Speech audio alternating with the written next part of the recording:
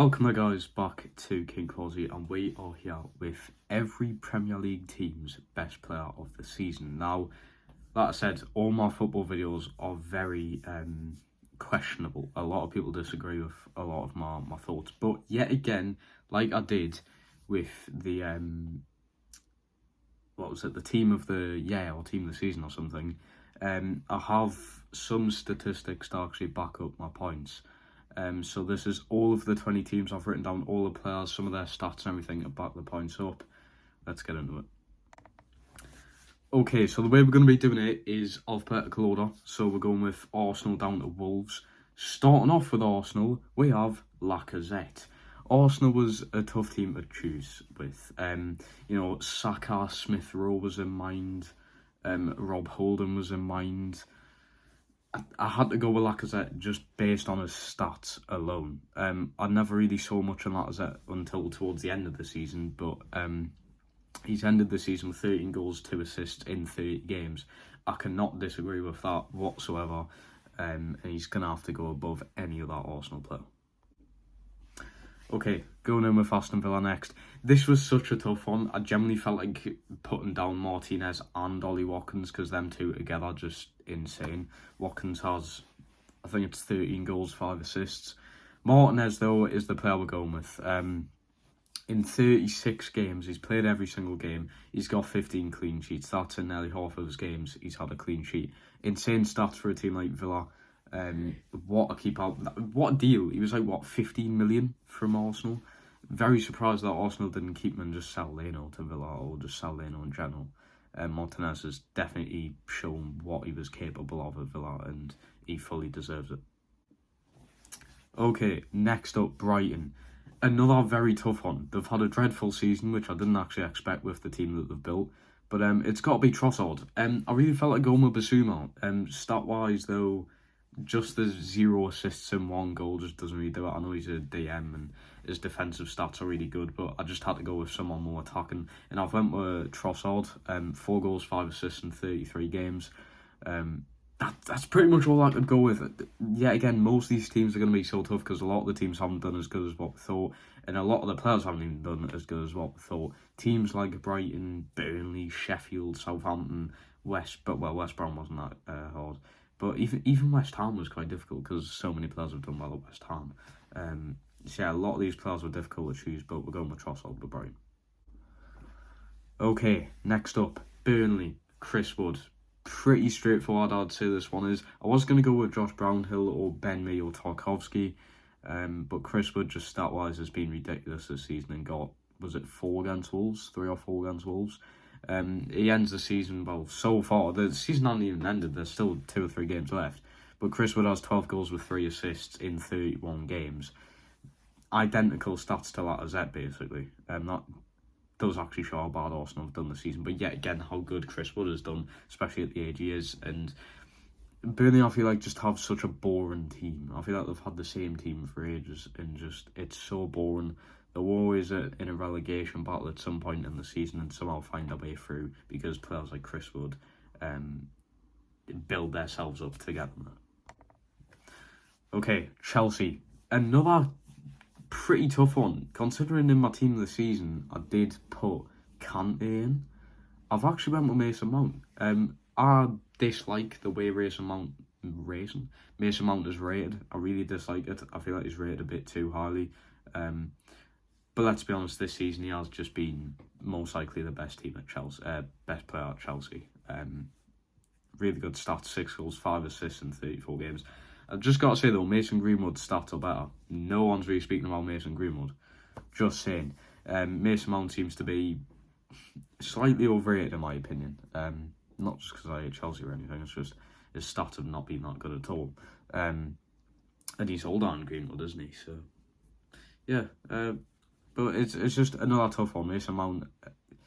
Chelsea, yet again, pretty boring team. I mean, you'd expect Timo Werner to be their player this season and in the team this season and that, but he really hasn't, and he's by far been not the best player there. It was tough to pick between Kante and Mount though, and I ended up going with Mount. Okay, Crystal Palace up next. Straightforward, Wilfred Zaha. Has been for ages. 11 goals, 2 assists in 28 games. Cannot argue with that whatsoever. You guys may know Wilfred Zaha is my favourite player in the world, I'd say. Just the way he plays for my second favourite team as well. His mentality towards the game. I just don't like what he gets involved with outside of football. A lot of it is really political and everything. I just do not like the way he goes around outside of football, but inside of football, by far the best player Palace has been for ages. By the way, as I'm filming this, we've just got news that Roy Hodgson is leaving Palace at the end of the season. Hasn't been sacked or anything, just choosing to leave. It's end of an era, really. He's been there a bit too long. The team isn't getting better or worse, so, you know, they're just not really getting anywhere. Same with Newcastle, I suppose. But, yeah, the disembarking with Roy Hodgson. Massive shame. Okay, next up we have Everton. Calvert-Lewin straight off the bell. 16 goals, 0 assists in 31 games. 0 assists is a bit meh, but what is a striker meant to do? You know, yes, it's nice for strikers to get assists. It builds their stats up to look even better, but Calvert-Lewin is an all-out goal scorer. That is literally all Everton need him to do. Okay, next up, Fulham. Another very tough one. I've got to be honest, a lot of these were tough to pick from, but I'm going with Fulham with Joachim Andersen. He wins 60% of his duels in 30 games. Has also made more tackles than Ruben Diaz. Also has a better win rate than Ruben Diaz. No one's speaking about Andersen either. He, stat-wise, is actually better than Ruben Diaz, believe it or not. And Ruben Diaz has actually played more games. So who's the better centre-back there? It's literally because he plays for City. He's obviously going to be known and how he's helped City this season. But Andersen has really pulled through this season. He's done what Fulham needed him to do. He can now move on, I'd say, with a different club and build his future there. Okay, Leeds United. Yeah, again, a tough one. I was generally debating whether I'd go with Meslier, the keeper. But I've ended up going with Bamford because I just looked at Bamford's stats and I was genuinely gobsmacked. 15 goals, 7 assists in 36 games. I did not expect to say the 7 assists there, but that really does back up his point of being Leeds' player this season. And no one expected this, but Bielsa, what he has done with Bamford has been ridiculously good. I like to say that. Leaving Bruno Rodrigo in as their starting striker for this Premier League season, and he's barely started in striker, and Bamford's been better either way, so Bamford's really proven himself this season. Leicester City, I'm going with Jamie Vardy. It's straight up, you just have to. Bit of a worse season for Vardy, I'd say. Obviously his age is coming in that effect, but he's got 13 goals with 9 assists in 32 games. Still, playing 32 games, never really see Vardy doing that these days, and getting 9 assists as well. So even if he's not scoring the goals, he's at least supplying the goals and getting involved with the goals. Liverpool, Mohamed Salah. Easily Mohamed Salah. 22 goals, 4 assists in 35 games. He's only missed 1 game this season so far. He's going to be crucial for these last couple of games for Liverpool, obviously make Champions League football. European football in general, I don't know what they're going to make this season. I mean, Europa League even seems pretty hard for them to make, so are they going to guarantee that 4th spot? I don't know. It's going to be up to Chelsea to choke it, or even Leicester, and I just cannot see them choking any of these spots. I mean, Leicester are playing Chelsea, I think, tomorrow. Liverpool have... I don't actually know, to be honest with you. Is it Wolves? Something like that? I know, like, a lot of teams are playing tomorrow either way. So it's going to be a very, very close end of the season, but Salah should pull Liverpool through. Manchester City, I've went with Ruben Diaz. I mean, he was in the team this season. De Bruyne wasn't, Sterling wasn't. Edison was, but went with an outfield player here with Diaz. 60% duels won, 170 challenges in 30 games. He has more challenges than Joachim Andersen, but doesn't actually win more than challenges, which is, you know, I mean, it's spaced fairly, I suppose, with him doing more challenges per game and in overall, but I don't know, stat-wise, Andersen actually seems better. It's what you guys prefer, obviously, and most people would go with Diaz. He plays for City, he's more known, everything like that. But Andersen, I feel like, has been under the radar for a lot of this season. The only thing doubting Andersen at this point is the fact that Fulham have been relegated. Okay, Manchester United. I've went with Bruno Fernandez. I was going to go with Rashford, but stat-wise, Bruno's a little bit better with 18 goals, 11 assists in 36 games. He's played all the games so far. Bruno Fernandez. I mean, as much as people can hate him and call him Fernandez and everything like that, Bruno is quality. He's world class. He really is. His second season in the Prem, and well, not even his full second season. It's his full first season. He's been here a season and a half. Yeah, massive expectations for him, and he does it every single game he pulls through and helps Manchester United. Okay, Newcastle. A lot of people would have wanted us to go with St. Maximin, but let's be honest, 4 goals, 3 assists isn't going to get him there as much as he's helped towards the end of the season. I've went with Wilson. 12 goals, 5 assists in 26 games. He's only played 26 games and got 12 goals on top of 5 assists. Insane stats for Wilson, much better than St. Maximin's stats. Yes, you can't base everything off stats. What I'm trying to say is St. Maximin, I just couldn't put him in. He was not good at the start of the season, wasn't good for like midway through the season. He's only become good in the past, I'd say, 7 to 8 games. He's just keeping that up as well. Wilson has been out a lot, but the games Wilson has played, he's really helped the team. Same with St. Maximin, but Wilson's done more in them games than St. Maximin has. Okay, Sheffield United, no relegated side, bottom of the league with I think it's 20 or 21 points this season so far. I've went with my goal breaker. Most people went with Ramsdale. I don't know how, relegated from the Premier League 2 years in a row and was genuinely dreadful in both of them seasons. I do not see how Ramsdale's rated so highly. But my goal breaker was 7 goals, 1 assist in 33 games. It was pretty boring. I was going to go with Bogle, but he's only played 15 games this season. Lundstrom and Fleck haven't scored, and they've got like 2 assists between them. It just wasn't enough. So Magovic takes it just stat-wise. Southampton. I had a tough pick here. Well, Ings is obviously the main player you'd go for.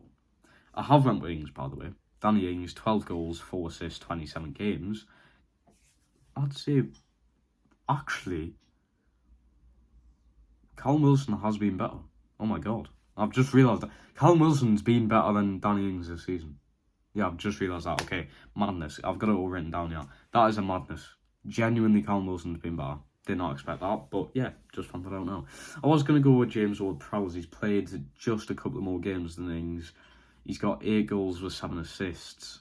I was like, all round, I feel like James Ward-Prowse has helped the team a lot more. But I've just got to go with Danny Ings because of the goals and how much that would have helped Southampton throughout this season.